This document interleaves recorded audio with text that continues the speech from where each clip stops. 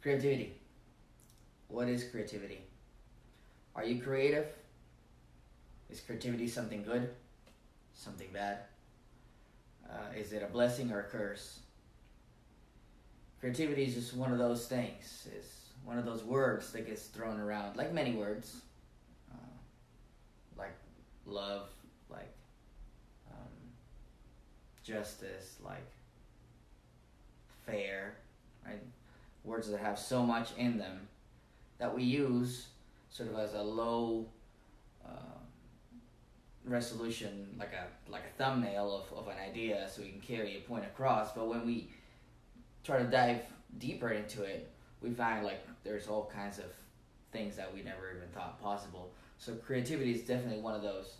So what is creativity? So I thought we could start with a spectrum, okay? And a spectrum is something that defines us, something that defines where we are. So on one side, you have the position on creativity that there's nothing new, that everything that can be made has already been made, and it's just a recombination of things.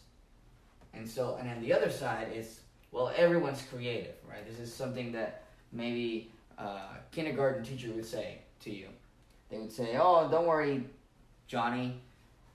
Everyone's creative, right?" So what is creativity? Well, that can take us deep, right? That can take us into a philosophical hole where we might not be able to get out in a single talk, for sure.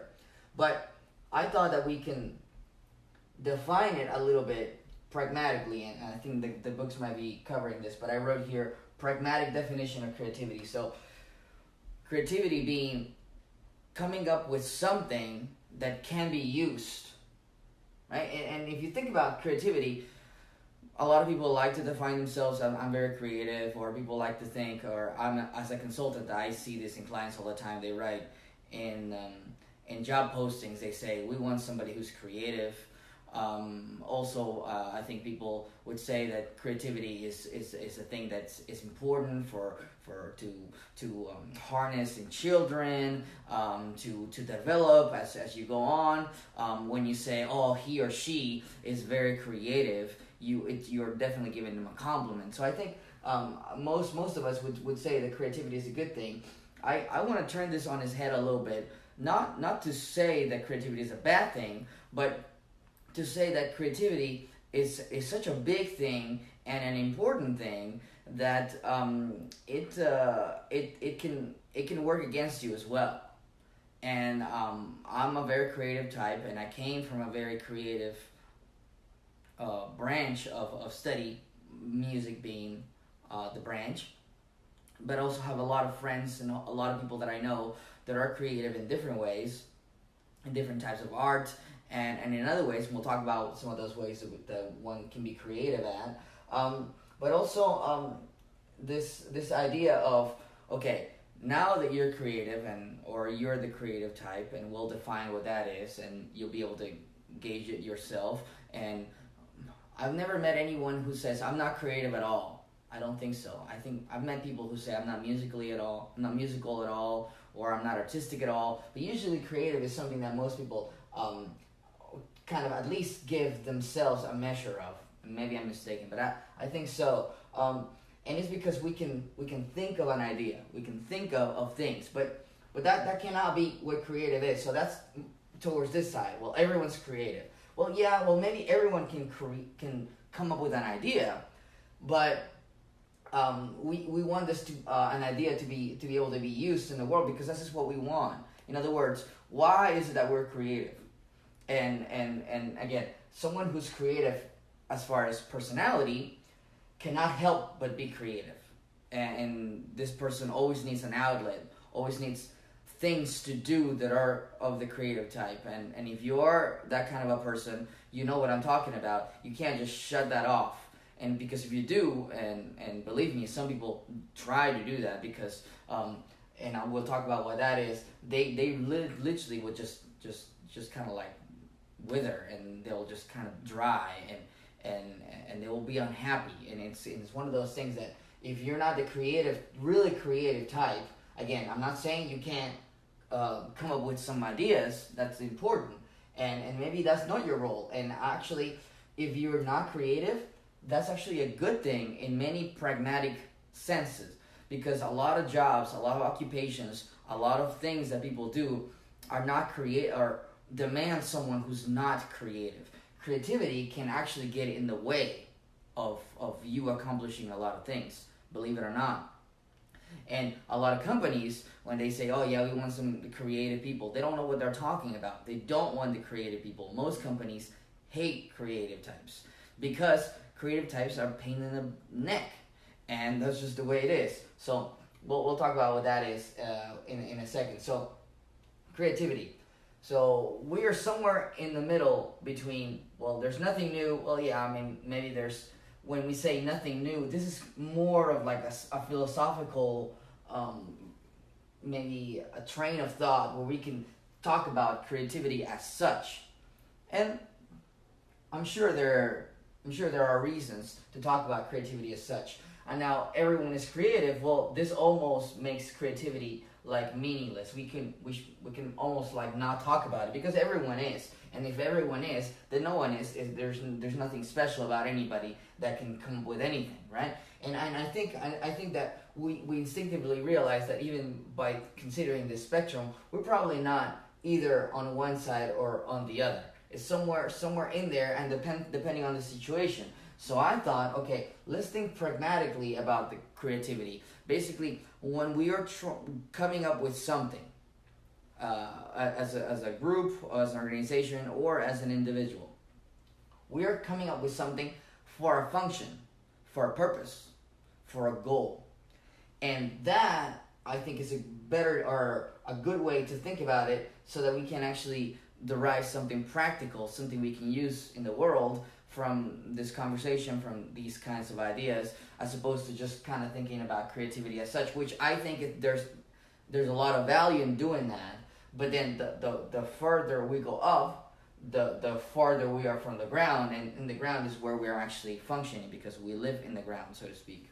We live in the day-to-day. We live in we have bodies and we have mouths that act in the world, and we say things and we express ideas, right, through writing, through speaking, through action. And then that's what can potentially have consequences. And when I mean consequences, I don't mean bad, also good consequences as well. So that's the pragmatic definition of creativity. So if and you guys know I like books, so here's a book. If I asked 100 people, 1,000 people, can you name me or come up with some uses for a book? If the first thing you say, well, I can read a book, well, yes, and that's true, but I wouldn't consider that creative, right? And the reason that I wouldn't consider that creative is because, well, I think most people will have that idea about a book, right? That's not something like out of the box, so to speak, or nothing that's like, you're not breaking new ground by saying, I'm going to read a book and that's going to be something creative. The idea of asking a question like that is to think, what are the possible uses for a book, or for anything in that matter, that can be creative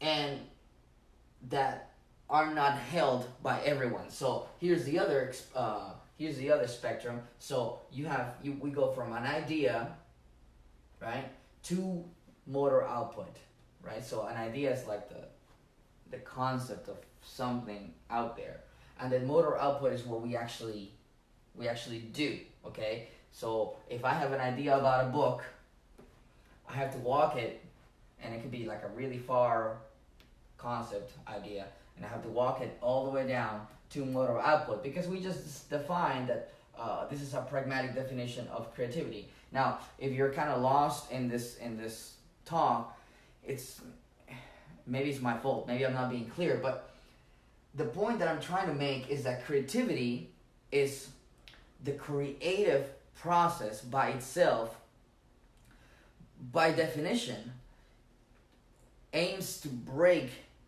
the very constructs around which it itself is held, I mean, it's hard to think of anything more breakthrough than creation, right? And I put a little volcano on the as an emoji because I think that epitomizes creativity. So, and the reason that I think that's important is because a lot of people, we cannot help but be creative. And I had a chance to talk to a few creative people this last week, and I've been meaning to record this video, like remind myself to record it, because unfortunately in the world that we live in, right, we have to survive. So then this would be another spectrum here, survive, and then the other side of the spectrum, maybe we could have something like I don't want to say philosophy, but this is the day-to-day motor output. This is your job. This is your career. And then on the other side, it could just be thought. It could just be, or it could even be creation itself. And I think I just discovered something. So.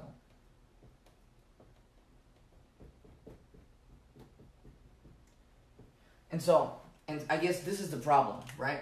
That creativity is so far away from the motor output, and it has to be. It has to be, because, so when you think about when you act in the world, or when you are doing things, when you're thinking things, when you're saying things, usually you're doing things, you're thinking things, and you're saying things that you already know about, that you picked up from somewhere. The very things that I'm talking about right now are things that I've been thinking about or saying, or I read a little piece here, I read a little piece there, and I kind of put them together. And so I guess that's, and then it's sort of translated from an idea, from a concept, and it's kind of walking back to maybe articulate a thought. I start formulating it in my head, and then that it's a motor output.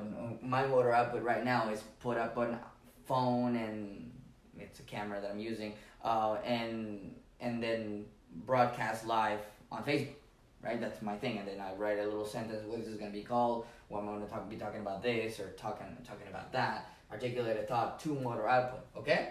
So, but here's the problem: when you're creative, you cannot help but create. But creativity, it can be pretty far removed from survival, because survival many times is sort of handed out to us. Okay, this is what you need to do in life to survive. Provided that the environment stays the same, right? So like if things change, if something gets disrupted, if something breaks, we're going to have to not be over here on the survival mode on a job, because maybe we lose a job.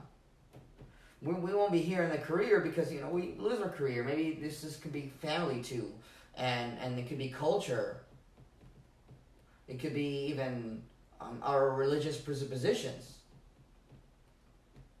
right? All these things that are kind of handed down to us, and this is important because, and we need this because this gives us a place to be, right? We don't want to have to come up with these things anew every time we have a thought. Like we don't want to start from here every time. But a creative person tends to habitate a lot more in this area. And then, but we need to go this way, right? We need to survive. So I put a little graph here that I'm going to explain here in a second. Just bear with me. But basically what I'm saying is, look, creativity, let's do a summary, because I want to just go to the action part of this. Because if you're the creative type, you're trying to, for example, make a living with music, with art, and if you've done that, or if you've tried to do it, you know how difficult it is. And I was pretty successful, I think. I played in many bands, and I did many things in music. I wrote a lot of music. I still write some. I did a lot of things, but I made a change in my career, and if you want to hear about that, that's probably a topic for a different video. But basically, I realized this is something I've been thinking about a lot, because the best education that I could have possibly gotten for me being the consultant that I am is the musical, the artistic, the creative education that I've had, and then I was able to put that together with other things that I'm learning. So, and my philosophical background too, I thought that was very important. And I don't really know how to translate that, but what I do know is that let me do the summary before I do the flip here. So creativity is neither everyone can do it, nothing new, okay? Because we need people to come up with new ideas. And how do we grade creativity? Well, can you come up with something that is useful so that when you act in the world, when you have your motor output, then you have a good result. So can you come up with a new idea for a new business? Or can you come up with a new idea for a new product? Can you come up with a new idea to solve a problem? And then be able to implement that, right? All those pieces. So that's the creative type. So the flip is a creative person. How can they use this creativity to survive, to rejuvenate culture, and even the religious positions, refresh them perhaps. And then how can you use that in your job, in your career? And like I said, I think a lot of people have a really hard time with this, and no wonder, because this is pretty hard. Most people, most companies, most organizations, most systems do not want creativity, because a system is like a box. Okay? System. A system is like a box.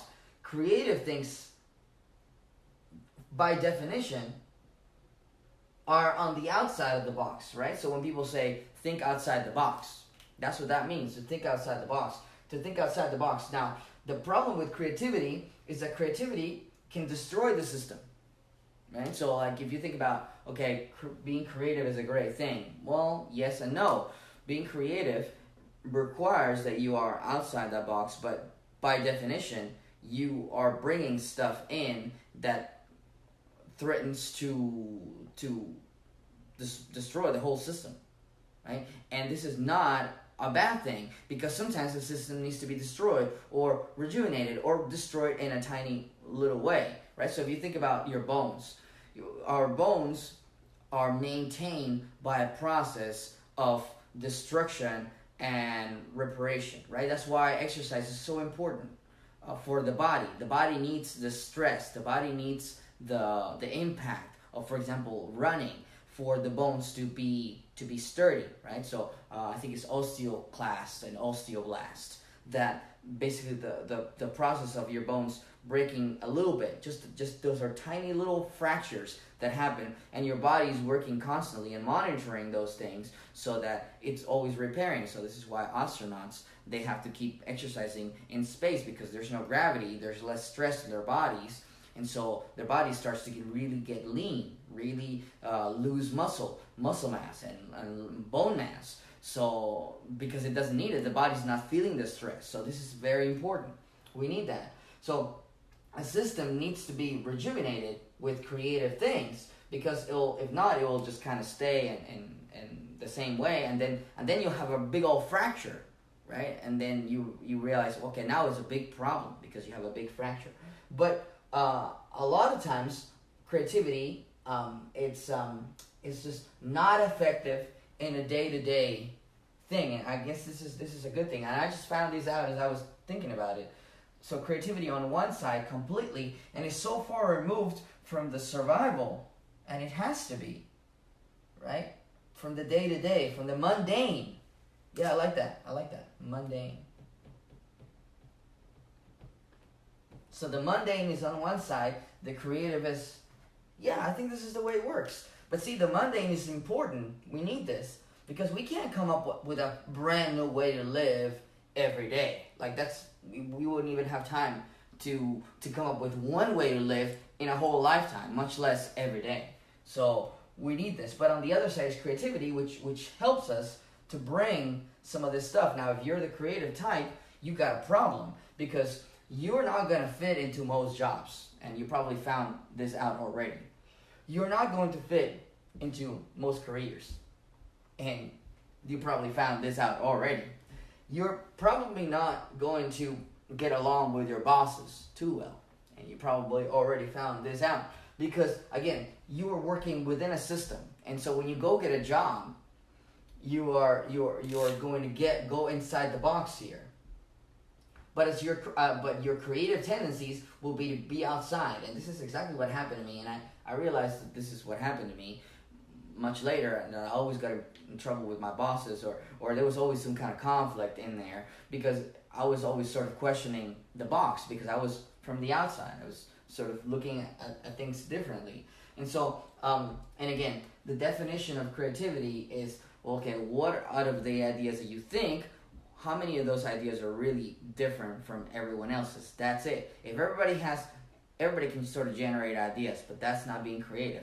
Being creative is maybe being able to generate the ideas that are outside the box. Now, here is the conundrum. So, one of the main things that sort of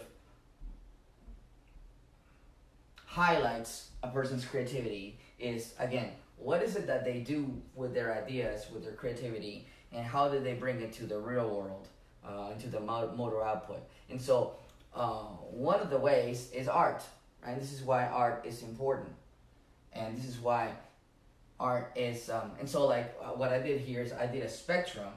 So if you think about an idea and the motor output, and then if you were to grab both angles of the spectrum and bring them together like this, and that would be what art is. And so one of my favorite quotes that I often use talking about art is, again, putting another spectrum between science and art, right? And I think it was Schopenhauer who said, and this might be not his exact words, but it's something to the thought of, okay, so science is the study of the universal that contains many particulars, right? So if you think about science, science seeks to understand the universal by taking a lot of particulars and studying them, and getting a little bit better, a little bit better, a little bit better in each thing.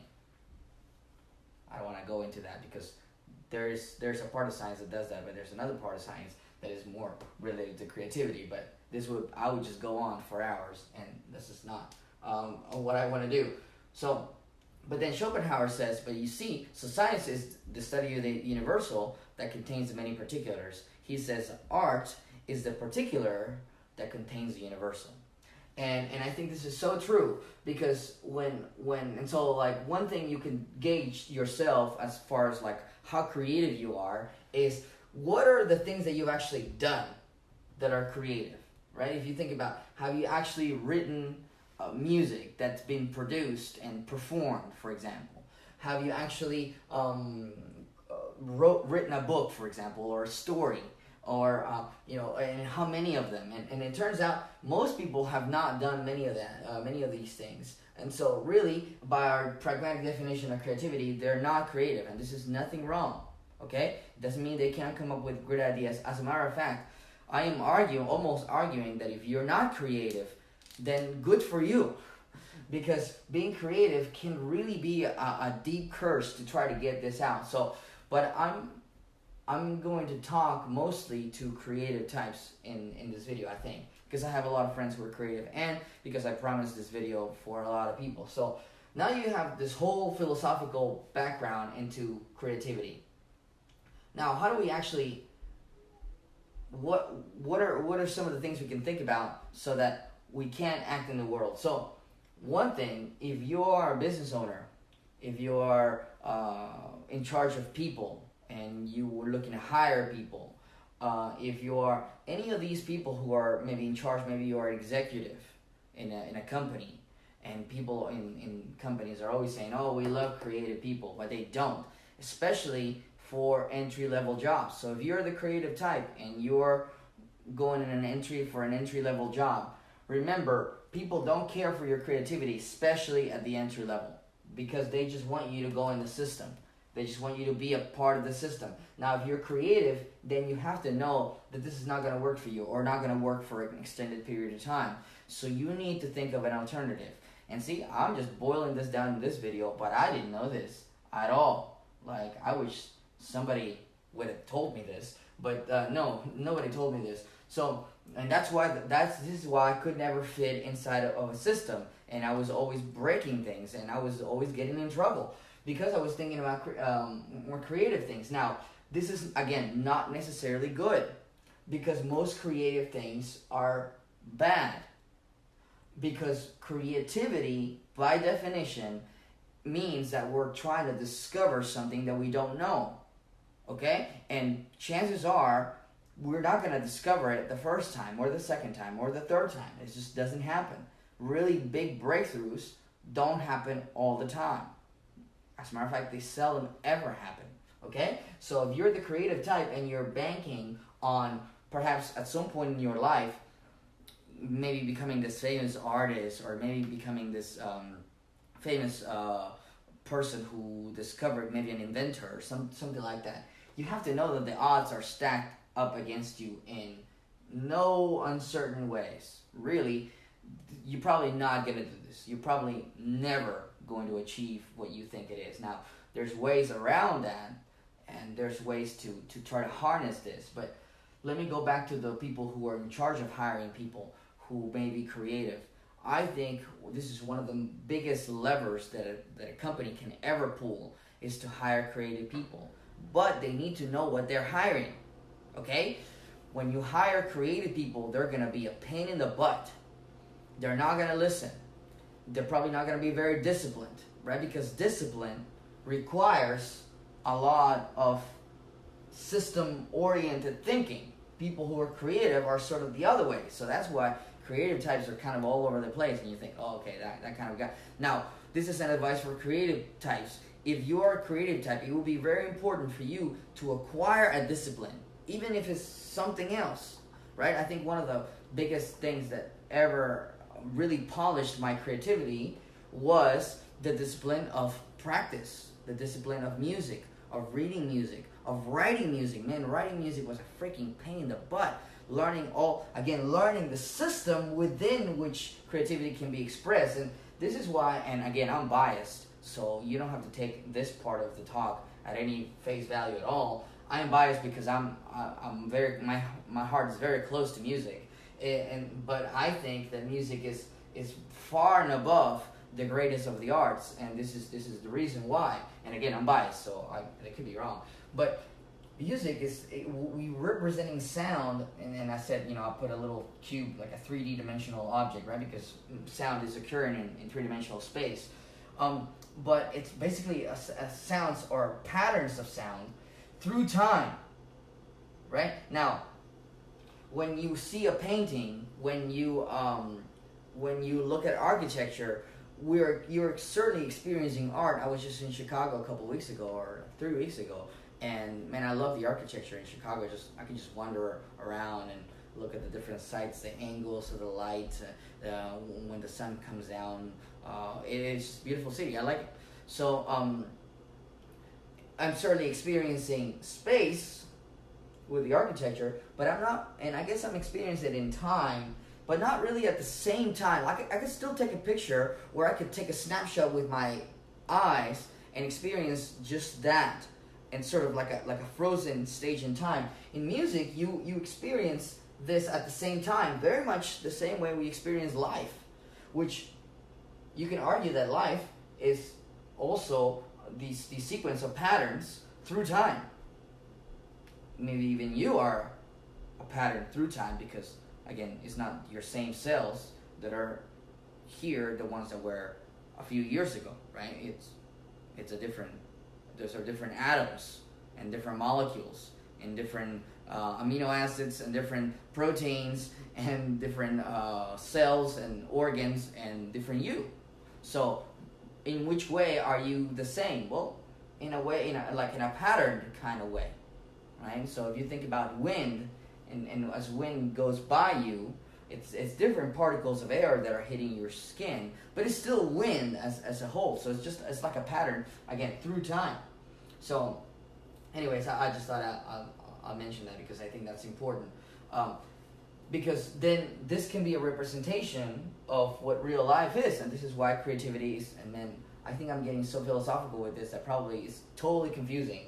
But I hope that you can follow my thread of thinking, which is that creativity, there's no other way to talk about creativity but in this very esoteric, very philosophical kinds of ways, because again, I think creativity is even above that, because creativity is what gives rise to newer, refreshed, updated, useful philosophical concepts that can be above newer and refreshed psychological understandings of the self and our subjective experience, and then can be above our thinking about thinking, which is above our thinking, which is right above our thinking about doing, which is right above action. So that was probably totally confusing, but again, I'm trying to figure this out as I go. So probably another video explaining what I just did, which really the two last couple videos that I've made are basically talking about exactly that. So anyway, so if you are someone who's looking to hire, you should hire creative types. You probably don't need too many creative types, really. Even a big organization doesn't need. But you got to know what you're hiring. Like I said, they're going to be a pain in the butt. They're not going to listen. They're all this stuff. And they're not going to be disciplined. So going back to that thread. But here's the thing with creative types. Creative types can give you that spark, that difference of something. And all you need, man, all you need is one.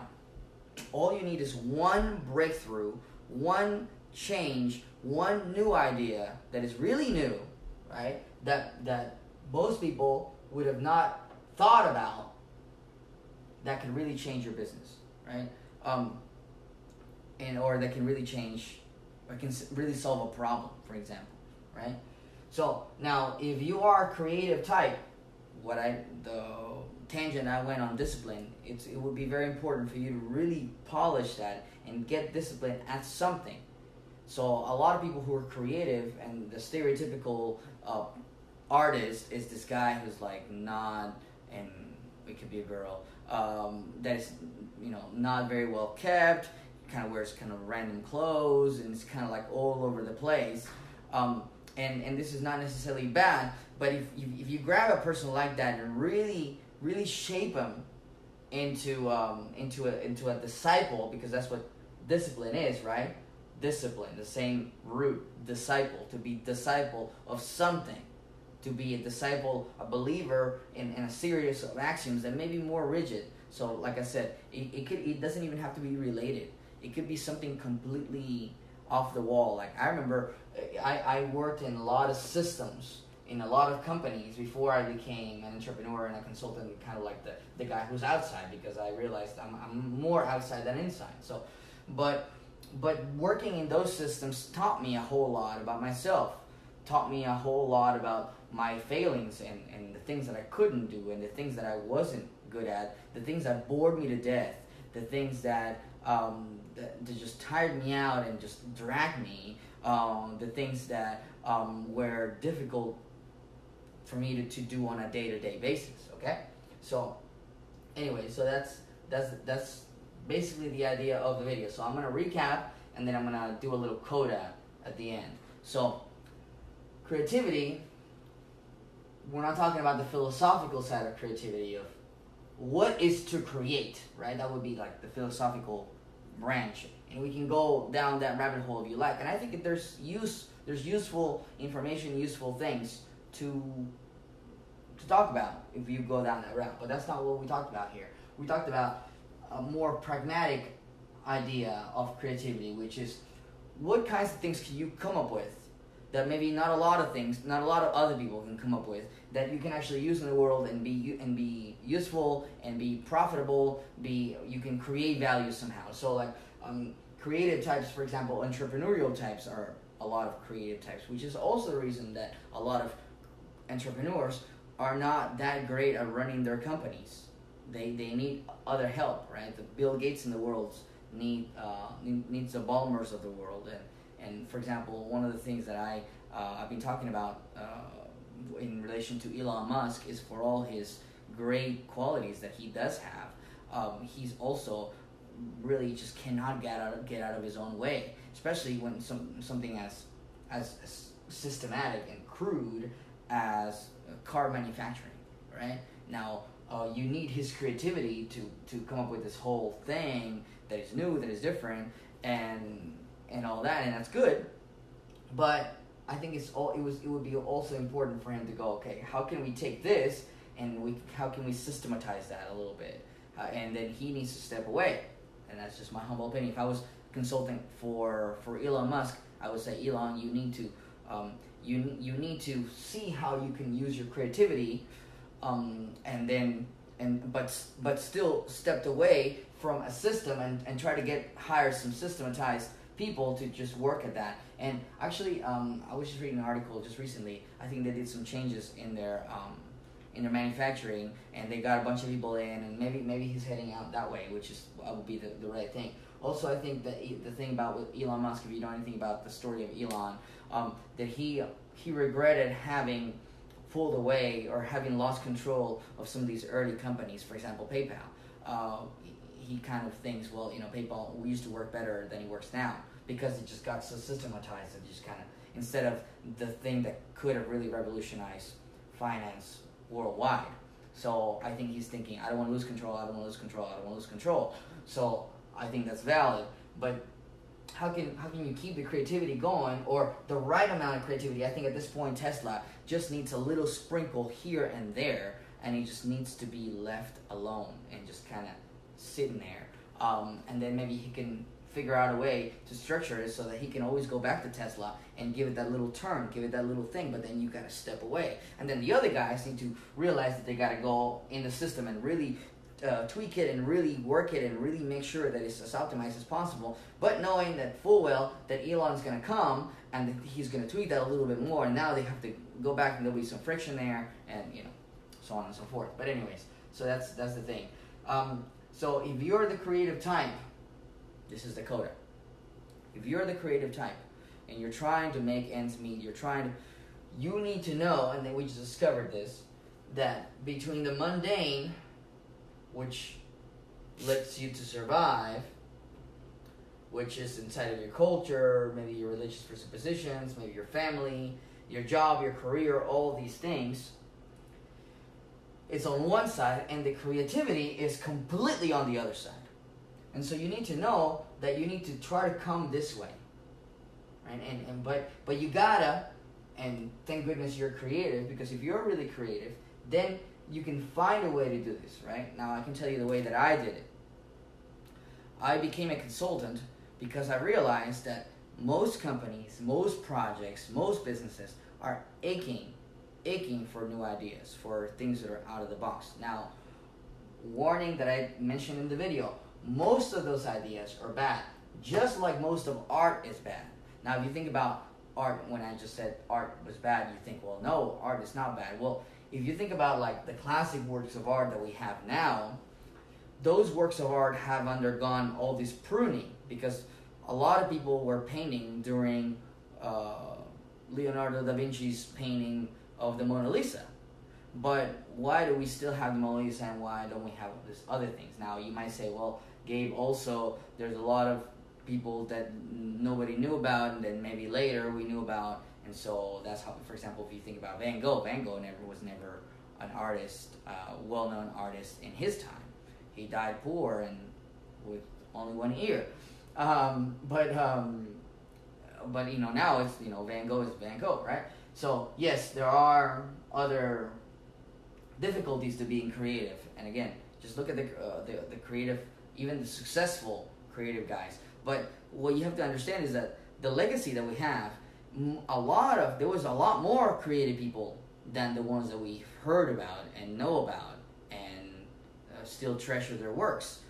A lot of people, there was a lot of soldiers that died in that war that were nameless, okay? And so starting from the presupposition that we're going to create art from here on, if I start creating stuff, and I've written a lot of stuff, but I have to acknowledge and I've never had a problem creating stuff. This was very interesting to me that in college all I had to do is just I sit down and I write music and things will come out. But I'm not saying that everything that I wrote was good. As a matter of fact, what I'm saying is that most of the stuff that will be creative is going to be bad. It's going to be just not very good. Even a creative genius like Mozart, for example, wrote a whole lot of music, but we don't listen to all of Mozart music. We listen to a very small percentage of Mozart's music. I'm not saying he only has a small percentage. This is good. I think he has more than that, but not 100%. Okay, not 100%. And I'm not gonna go into the debate how much of Mozart's music is good, because I don't think I could even put that all in my head and judge it, and who would care about my judgment, right? So, anyways, so to recap, if you're the creative type, you have to find a way to be creative, but still to look into the mundane. If you don't have if you've never worked in a system, if you've never become like a disciple of something, right? And this is actually also the reason why I think a lot of people who do music can be wildly successful, because they've had to undergo the discipleship of practice. Now, I'm not saying that other types of artists don't, but accomplished musicians, there's no way around that. There's no way around. For example, music theory is one of the reasons that a lot of musicians also struggle with music theory and don't want to do that, because they live so much on the creative side that they don't want to even have a taste of that contamination between the creativity and the mundane, the sort of structural, the system, right? Because there's a system. But I did enjoy going into music theoretically, and even into the realm of acoustics and physics of sound, because I thought that was like the defining box that I could break if I wanted to, which I tried, and I think I continue to try to break. Okay. Also know most of the stuff you're gonna do is wrong. Most of the stuff you're gonna do is gonna break. Most of the stuff that you're gonna do is just gonna be plain bad, and you just have to know that. Okay, that's one way. Now, for people who are looking to get people who are creative, my advice is do it because you need them, but you're not gonna like them, and you have to know that. And so you have to figure out what way can you get some creativity into your organization, into your projects, into your products, into your systems, so that it won't break. But it's gotta almost be with a dropper. Just gotta be a little bit of creativity, and then you watch, see what happens, right?